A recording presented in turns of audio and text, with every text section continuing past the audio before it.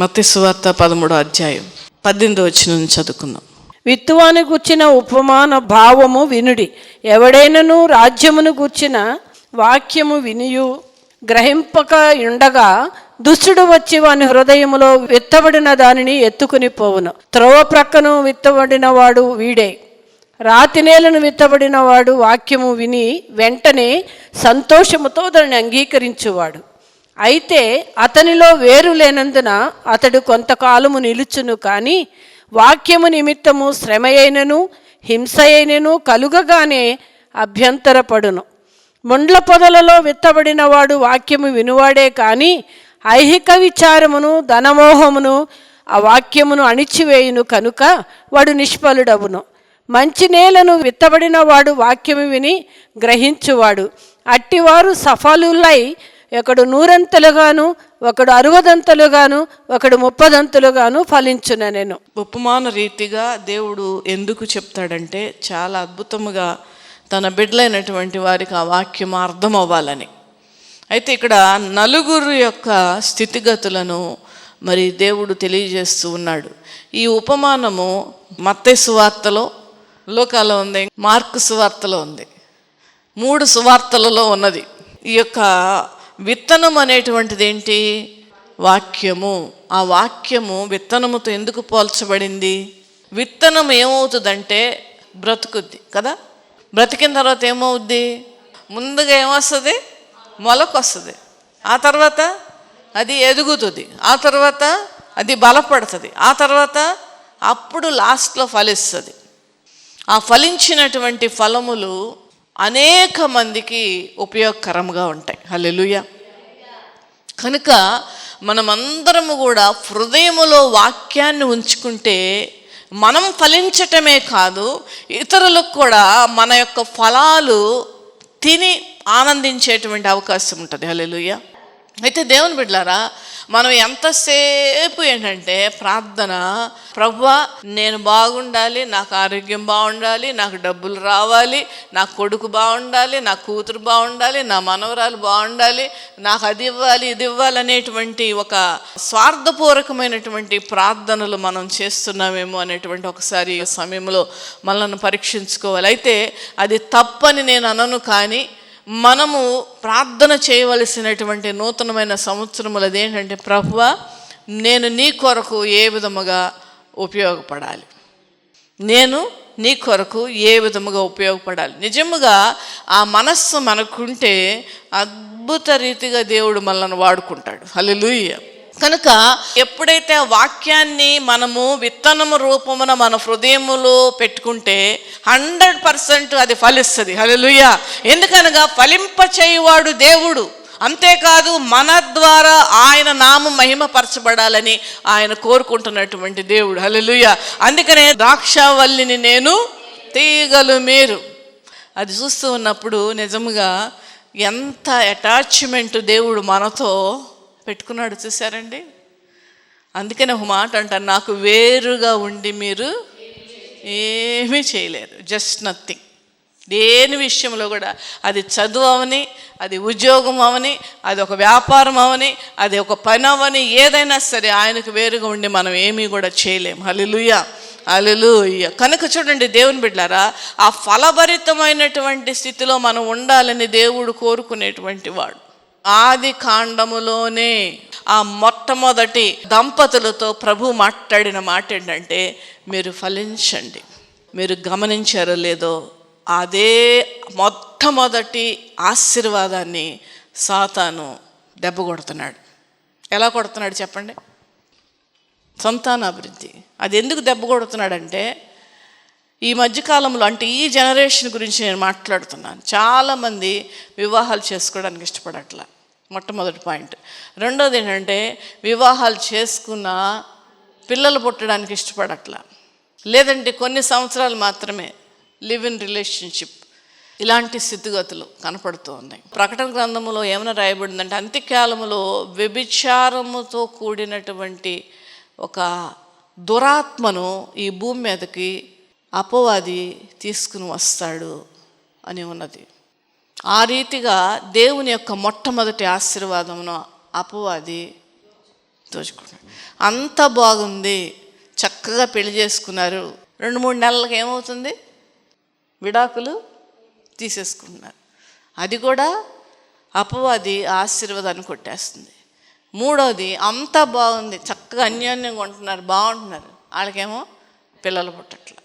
చూసారండి ఎన్ని రకాలుగా, ఎన్ని విధాలుగా ఒక్క ఆశీర్వాదముతో ఎన్ని చేస్తుందండి అపవాది. 4-5 రకాలుగా ఆ యొక్క ఆశీర్వాదాన్ని దెబ్బ కొడుతూ ఉన్నది. అయితే దేవుడు మనల్ని అందరిని కూడా ఫలించాలని కోరుకుంటూ ఉన్నాడు. ఫలించాలంటే మనం ఏం చేయాలి అనేటువంటి ఒక ఆలోచన, మనం ఇంప్రూవ్ ఎలా చేసుకోవాలి, మన సేవను నేనేం చేయాలి, ఇంకా నేను ఎలా సరి చేసుకోవాలి, ఏ విధముగా నేను ఉపయోగపడాలి, ఈ సంవత్సరంలో మనం ఆ నిర్ణయాలు తీసుకోవడం మంచిది. అయితే చూడండి దేవుని బిడ్డలారా, అది మనము ఫలించాలి. ఫలించడం అంటే మన జీవితం బాగుండడం, మన బిడ్డల జీవితం బాగుండడం, మనకున్నటువంటి సమస్తము కూడా బాగా మంచిగా ఉండడం. ఆ తర్వాత మన జీవితము ద్వారా ఇతరులకు ఉపయోగపడడం. ఫలించడం అంటే సంపూర్ణమైనటువంటి అర్థం చెప్పాలంటే అదే. ఎందుకంటే చూడండి, ఒక చెట్టు ఫలిస్తుంది అంటే ఇతరులకే ఎక్కువగా ఉపయోగపడుతుంది. దేవుడు మనల్ని కూడా అదే విధముగా కోరుకుంటున్నాడు.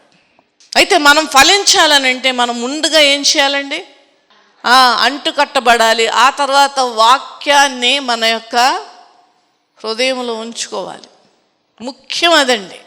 అసలు ఆ వాక్యము మనల్ని నడిపించేస్తుంది. దాని విషయంలో దేవుడు ఎన్నో మార్లు మీరు వాక్యం వింటే ఏమవుతుంది, వాక్య ప్రకారం నడిస్తే ఏమవుతుంది, వాక్యాన్ని మీ హృదయంలో ఉంచుకుంటే ఏమవుతుంది అనేటువంటి విషయాలు చాలా చెప్పుతూ, వాక్యాన్ని కన్నా నిర్లక్ష్యం చేస్తే ఏమవుతారో కూడా చెప్పాడు ఇర్మియా గ్రంథం ద్వారా. 4 కేటగిరీస్ కనపడుతున్నాయి.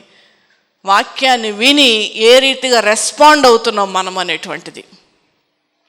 నేను ఈరోజు కూడా నా గురించి, అయ్యగారు కూడా మా ఇద్దరు, ప్రభువా మాలో ఇంకా ఏం మార్పు రావాలి.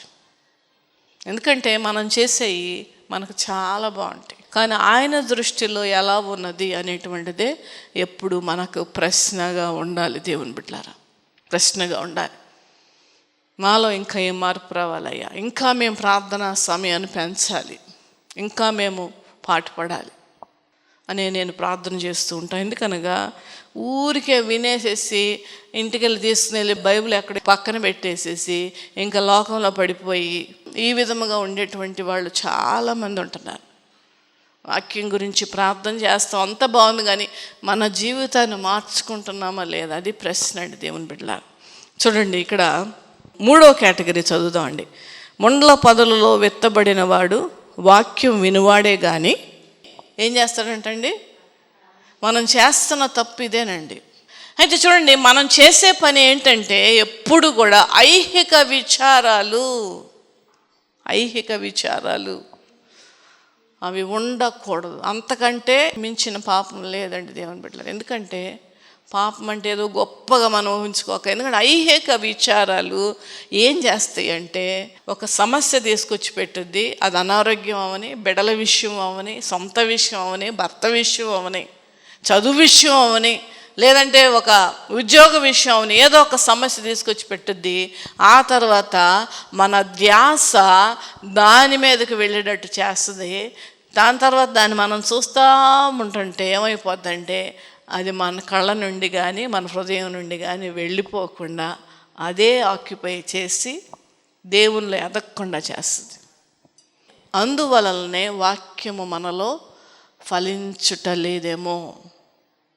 జ్ఞాపకం పెట్టుకోండి దేవుని బిడ్డలారా. ఐహిక విచారాలు చదువుతాం ఇక్కడ. వాక్యం వింటాం, విపరీతంగా వింటాం, ఎక్కడెక్కడికో ట్యాక్సీలు కట్టుకుని మరీ వెళ్ళిపోతాం. మంచిదే, బస్సులు ఎక్కి వెళ్ళిపోతాం, బండిలు వేసుకుని వెళ్ళిపోతాం, షేర్ ఆటోలో మామూలు ఆటోలో వేసుకుని వెళ్ళిపోతాం. వింటున్నాం, బాగానే ఉంటుంది, కానీ అది ఎంతవరకు నేను తీసుకుంటున్నాను, మొట్టమొదటి పాయింట్. రెండవది, నేను ఎంతవరకు దాన్ని ఇంప్లిమెంట్ చేస్తున్నాను, దానిని నేను ఎంతవరకు ఆ వాక్యాన్ని నా జీవితంలో చేయడానికి ఎప్పుడైనా సేవకుల ద్వారా మాట్లాడుతున్నప్పుడు ఎంతవరకు నేను సరి చేసుకుంటున్నాను అనేటువంటిదే పాయింట్ అండి. ఈ సంవత్సరము ఆ విధముగా మనం ఎదుగుదాం. వాక్యము ఏం చేస్తుందంటే ఐహిక విచారముల వలన, ధనమోసము వలన, ఆ వాక్యము అణిచివేయును గనక వాడు నిష్ఫలుడగును. ఎంత భయంకరమైన మాట అండి. చూడండి దేవుని బిడ్డలారా, ఐహిక విచారాల దగ్గర ముందుగా మనం ధ్యానిద్దాం. దైహిక విచారాలు మనకు చాలా ఉంటున్నాయి. ఐహిక విచారాలు ఎంతసేపు ఏది లేదో దాని మీదే మన ధ్యాస కదండి. సైకాలజీ ప్రకారము వరి ఏం చేస్తుందంటే మనల్ని కృంగదీస్తుంది. అందుకే మనము ఆ వరి అవుతావని చెప్పే నువ్వెందుకు మోస్తావు, నేను ఉన్నాను కదా మోసేవాడిని అని మీ చింత యావత్తు నా మీద వేయండి అంటున్నాడు. ఎందుకు మరి ఆ మాటను మనము సరిగ్గా అర్థం చేసుకోలేకపోతున్నాం. చూడండి దేవుని బిడ్డలారా, ఎప్పుడైనా భక్తిని మనం పెంచుకోవాల్సిందే, ఆత్మీయ స్థితిని మనం పెంచుకోవాల్సిందే, ప్రార్థనా జీవితాన్ని మనం పెంచుకోవాల్సిందే. దేవుడు సహాయం చేస్తాడు. ముందుగా మనకు ఆలోచన, అయ్యా నాకు ప్రార్థన ఆత్మను దయచేయ్యా అని ప్రార్థన చేస్తాం. వాక్యం బాగా చదువుకోవాలయ్యా ఉంటే, అసలు ముందు మనకుంటే దేవుడు దాన్ని దీవిస్తాడు. మనకు లేకుండా నువ్వు ఇచ్చేయ్యా అని ప్రార్థన చేసి దాని యొక్క ఫలితం ఉండదు. చూడండి, మనము ఆ యొక్క డిజైర్ ముందుగా మనకు ఉండాలి. అన్నీ దేవుడి మీద తోస్తూ ఉంటారు, అంతే ప్రాప్తం. అది తప్పండి. విశ్వాసులుగా మనం అట్లా మాట్లాడడానికి వీలు లేదు. జీవము కలిగిన దేవుడు మనల్ని నడిపించేవాడు. ఆయన మనకు తండ్రి. హల్లెలూయా, హల్లెలూయా. ఆయన నడిపించేవాడు మనకున్నాడు. చూడండి, ఆకాశము భూమి ఎంత అద్భుతముగా ఆయన సృష్టించాడండి. ఎంత సిస్టమేటిక్గా సన్ను ఎక్కడ ఉదయించాలో ఎక్కడ అస్తమించాలో అది పుట్టినప్పటి నుంచి ఇప్పటి వరకు కాదు, ఎప్పటికీ కూడా అదే విధముగా నడుస్తున్నది. తప్పులు పనులు చేసేది ఎవరంటే మనమే. కనుక చూడండి దేవుని బిడ్డలారా, ఎప్పుడు కూడా ఆ మాటలను మాట్లాడుతూ మన జీవితాలను ఫలభరితం లేకుండా చేసుకోవద్దు. నాకు అది చాలట్లేదు, నాకు ఇది చాలట్లేదు, ఇదే ఉంటుంది మనకి ఎప్పుడు కూడా. మానసికముగా గనక మనము బలహీనులుగా ఉంటే ఆటోమేటిక్గా శరీరము కూడా బలహీనపడుతుంది. సో మనం ఏం సరి చేసుకోవాలి? మొట్టమొదట మనస్సును మనం స్థిరపరచాలి. దేని మీద స్థిరపరచాలి? వాక్యములో స్థిరపరచాలి. వాక్యము మీద స్థిరపరచాలి. వాక్యాన్ని మనలో ఉంచుకోవాలి. వాక్యమే మనలతో పనిచేస్తుంది. హల్లెలూయా. ఐహిక విచారాల వలన వాక్యము మన జీవితంలో పని చేయకపోతే మనం వాక్యాలు వినుట ఎందుకు, మందిరానికి వెళ్ళుట ఎందుకు, యూట్యూబ్లో చూడడం ఎందుకు, టీవీలో చూడడం ఎందుకు, మనలో గనక మార్పు రాకపోతే? దేవుని బిడ్డలారా, అర్థం చేసుకోండి నా మాటలను. నీ ఆలోచనల ప్రకారం కానీ, నీ జీవిత విధానం విషయంలో కానీ, నువ్వు మాట్లాడేటువంటి తీరులో కానీ ఎక్కడ కూడా అపవాదికి చోటు ఇవ్వద్దు. మొట్టమొదట్లోనే ఫస్ట్ స్టెప్లోనే మనం ఏం చేయాలి? దానిని పారద్రోలాలి. అందుకనే మనం మాట్లాడేటటువంటిది కానీ మన జీవితం కానీ ఎప్పుడు మనమే పరిశీలించుకుంటూ ఉండాలి. పొద్దున లెగిస్తే ఒక హానీలు ఉంటాయి చాలామందికి, దానిలో చాలా అబద్ధాలు ఉంటాయి. ఎంత ఈజీగా అబద్ధాలు ఆడేస్తారంటే నిజంగా నాకు భలే బాధ అనిపిస్తుంది. చాలా బాధపడతాను నేను. ఈజీగా దేవుడు చూస్తున్నాడు, అక్కడ పుస్తకంలో రాస్తున్నాడు. భయం మనకు లేకపోతే ఎక్కడ ఫలిస్తామండి?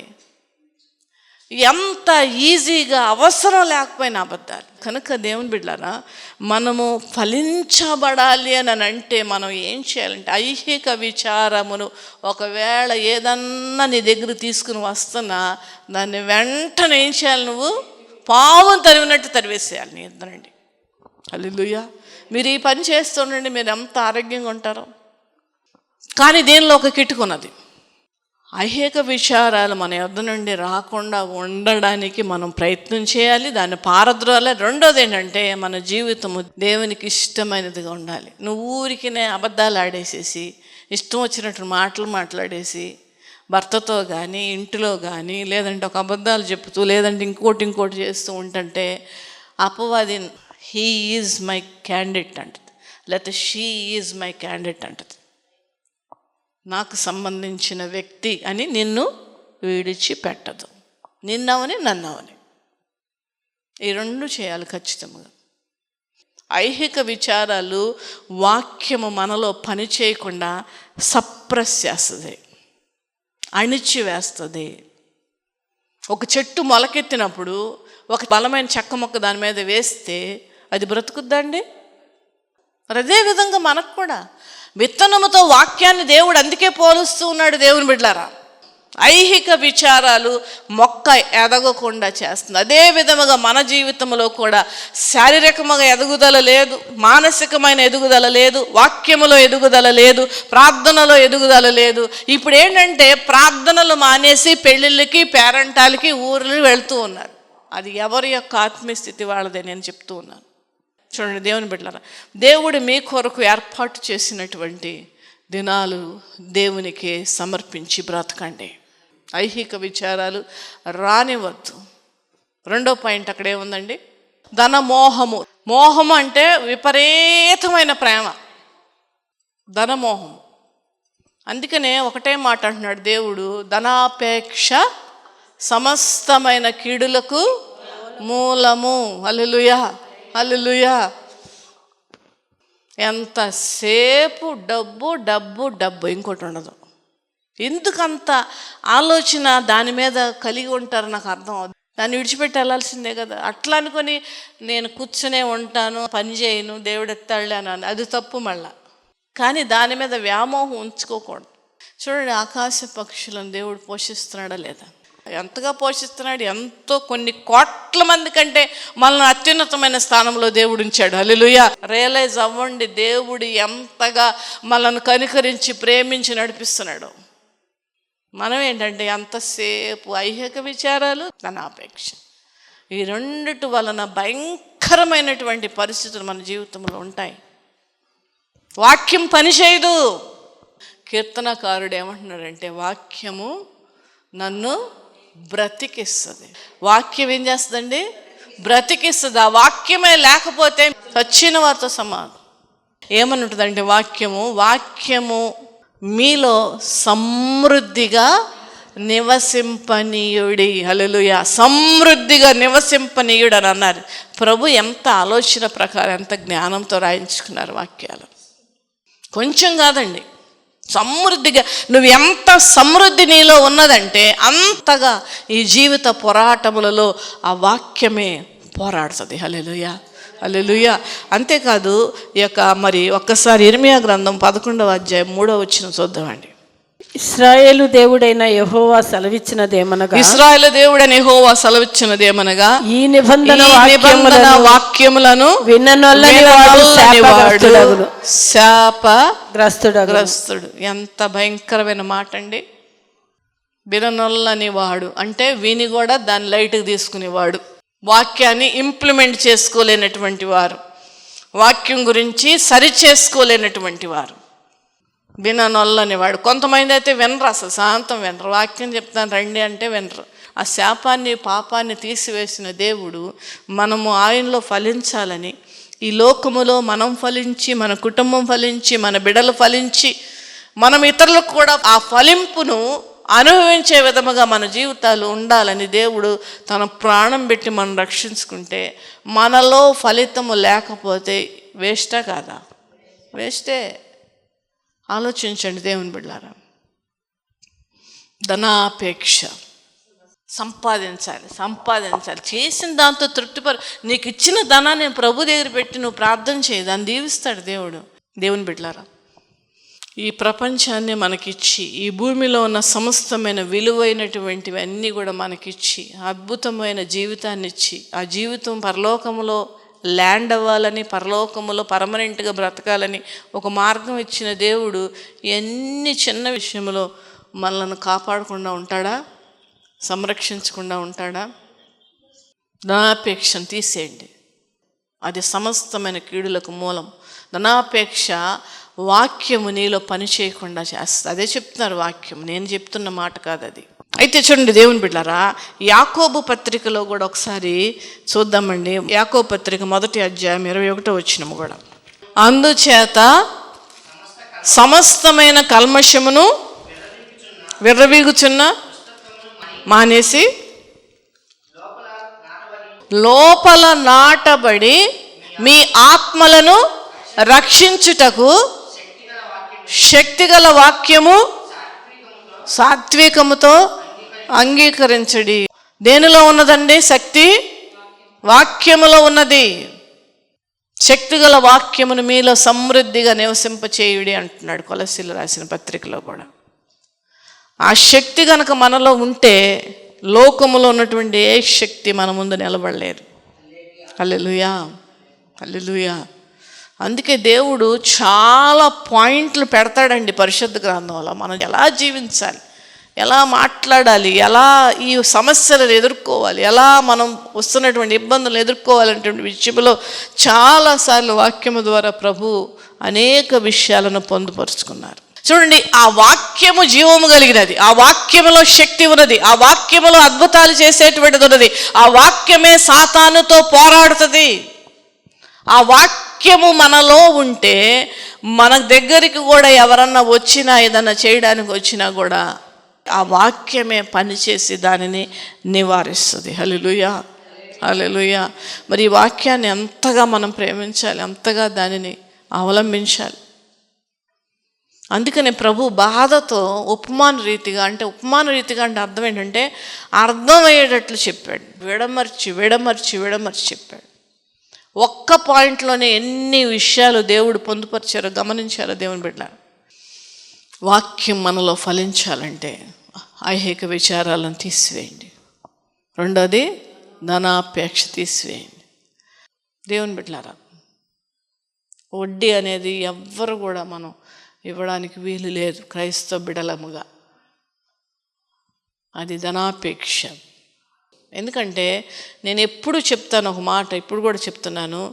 ఒక క్రైస్తవరాలు బ్యాప్టిజం తీసుకున్న వ్యక్తి, మందిరాల్లో వాడబడుతున్న వ్యక్తి చేసినటువంటి పాప విషయంలో, ఒకళ్ళని మోసం చేసేటువంటి విషయంలో ఉంటే, ఒక అన్యుడు మోసపరిస్తే వ్యక్తి, దేవుడు అన్యుడి పక్షానే ఉంటాడు.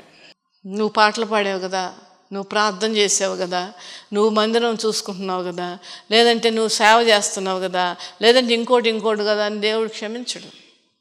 ఒక క్రైస్తవురాలు ఒక అన్యుడిని మోసం చేస్తే అన్యుడి పక్షానే దేవుడు ఉంటాడు. ఎందుకంటే ఆయన న్యాయము కలిగిన దేవుడు. హల్లెలూయా. ఆయనకు మరొక పేరది, న్యాయము తీర్చే దేవుడు, న్యాయం పక్షాన్ని వ్యాజ్యమాడే దేవుడు, న్యాయాన్ని నిలబెట్టే దేవుడు, న్యాయాన్ని స్థాపించే దేవుడు. న్యాయమే చేస్తాడండి. ఎందుకంటే ఈమె ఆయన బిడ్డే, ఆయన కూడా ఆయన బిడ్డే. కానీ వాళ్ళు వివిధమైన మార్గాలను ఎంచుకొని బ్రతుకుచున్నారు కనుక వాళ్ళు ఎప్పుడు వస్తారా నన్ను తెలుసుకుంటారని దేవుడు చూస్తాడు. కానీ వాడు అన్నిటి కదా ఇలా చేయకూడదు, నా బిడ్డ బాగా పాటలు పాడుతుంది, నా బిడ్డ బాగా ప్రార్థన చేస్తుంది, మందిరానికి వచ్చేస్తుంది, ఊడిచేస్తుంది, చేద్దాము ఈ పక్షాన్ని చేయడు దేవుడు. చాలా జాగ్రత్తగా ఉండాలండి. ధనాపేక్ష. నువ్వేం చేస్తున్నావు, అది నా జీవితానికి ఒక అవసరమా, లేదంటే నా జీవితానికి ఇది దేనివన్నా ఉపయోగకరమైందా నాకు అనేటువంటి ఒక ఆలోచనతో మనం బ్రతకపోతే ఎలాగ దేవుని బిడ్డలారా? ఎక్కడ మేలున్నది? ఆయన నామములోనే మేలున్నది, ఆయన వాక్యములో మేలున్నది. అంతేకాదు, వాక్యము మన మీదకు వస్తున్నటువంటి దురాత్మల సమూహమును పోరాడేటువంటి శక్తి ఉన్నది. ఆ శక్తిని మనం త్రోసిపుచ్చుతూ ఉంటుంటే ఎలా కార్యాలు జరుగుతాయి మన జీవితంలో? రోజులన్నీ మనం కాదండి, ఏ రోజు ఎవరికి ఎట్లా సంభవిస్తుందో మనకు తెలియదు. అందుకనే సామెత ఒకటి ఉన్నది కదండి, దీపం ఉన్నప్పుడే మీరు చక్కబెట్టుకోవాలి. దేవుడు నీతో మాట్లాడుతున్నప్పుడే, దేవుడు నిన్ను సంధిస్తూ ఉన్నప్పుడే నువ్వు దేవుని వాక్యానికి లొంగు, దాని మాటకు విధేయత నువ్వు చూపించు. అయితే నేను ఒక మాటను మీకు చూపించాలని ఆశపడుతున్నాను. హెబ్రీయులకు రాసిన పత్రిక 4వ అధ్యాయము 2వ వచనం. వారికి ప్రకటింపబడినట్లు మనకును సువార్త ప్రకటింపబడను, కానీ వారు వినిన వారితో విశ్వాసము గలవారై కలిసి ఉండలేదు గనుక విన్న వాక్యము వారికి నిష్ప్రయోజనం అవుతూ ఉన్నది. వాక్యము నిష్ప్రయోజనం అయితే మన బ్రతుకుకు అర్థం ఉందా? వాక్యము నిష్ప్రయోజనం అమితే మనం క్రైస్తవ బిడ్డగా బ్రతకడానికి ఒక స్థితిగతి ఉన్నదా? వాక్యమే మనలో లేకపోతే అస్తవ్యస్తమైపోద్ది మన జీవితం.